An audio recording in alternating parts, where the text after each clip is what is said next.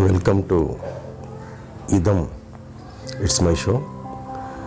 ఈరోజు ఒక మంచి ఆయుర్వేద పరిష్కారంతో మేము ముందుకు వస్తున్నాం. చాలామందికి దగ్గు, ముక్కు కారటం, జలుబు, డస్ట్ ఎలర్జీస్ వల్ల ఇటు వల్ల వస్తుంటుంది. వాటికి ఒక మంచి కషాయం.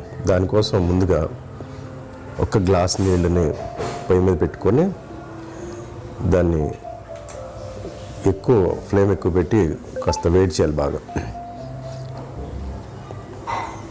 నీళ్ళు మరిగిన తర్వాత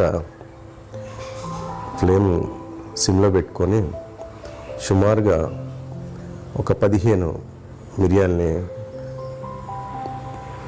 కొద్దిగా కచ్చాపచ్చాగా లైట్గా అట్లా దంచి నీళ్ళలో వేసుకోవాలి.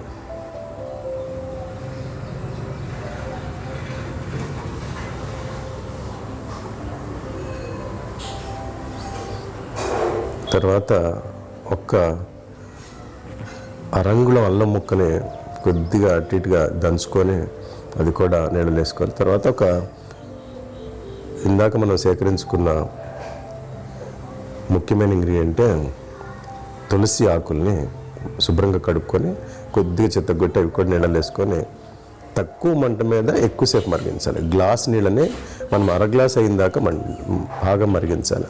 ఆయుర్వేదంలో ఎప్పుడైనా ఏంటంటే ఎక్కువ మంట మీద మరిగించకూడదు, తక్కువ మంట మీద ఎక్కువసేపు ఒక గ్లాస్ వాటర్ పోసాం కదా, ఆ గ్లాస్ నీళ్ళు అరగ్లాస్ అయిన దాకా మరిగించుకోవాలి. అరగ్లాస్కి వచ్చిన తర్వాత చల్లారిన తర్వాత వడగట్టుకొని కొంచెం గోరువెచ్చగా, మరీ చల్లగా కాకుండా కొద్దిగా గోరువెచ్చగా